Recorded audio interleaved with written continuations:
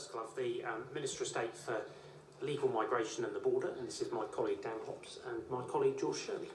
Could Mr. Shirley just say what his responsibilities are, just so we're clear? Yes, of course. So I'm the Director for Asylum and Human Rights Operations, so that's the casework element of the asylum process. You will be able to particularly address some of the questions we might have around how applications are dealt with within the Home Office and what's considered by decision makers. Yes, that's right. Yes, right.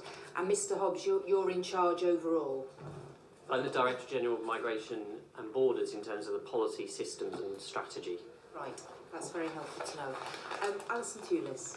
Thank you very much, Chair. So I'd like to start for me with a written question that I'd sent to you, Minister, which you didn't really answer. And I wonder if you might give us the opportunity of answering it a little bit better now.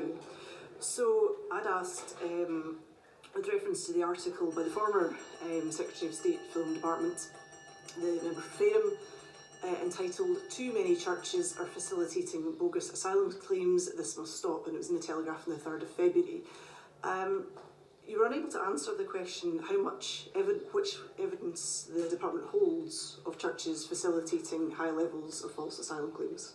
Do you have that evidence just now? So I think the key point to make here is that it is, of course, a matter for the former Home Secretary to explain the comments that she has made.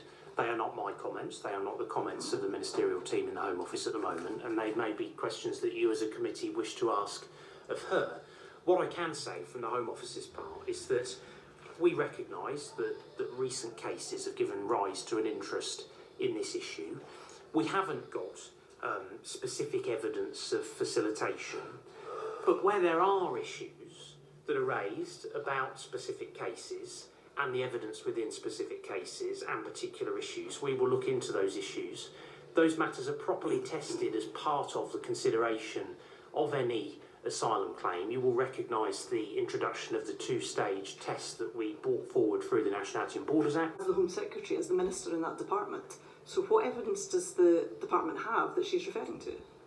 I can't answer, as you will appreciate, rather like I wouldn't ask you to explain the thinking of a colleague of yours in the SNP. I can't give you a specific definitive answer as to what it is that Mrs Braverman has in mind. She would need to explain that to the committee in her own terms and in her own way. What I can say is what I've just said, which is that we do not have evidence of systemic abuse of the asylum process in the way that some perhaps are suggesting, but where there are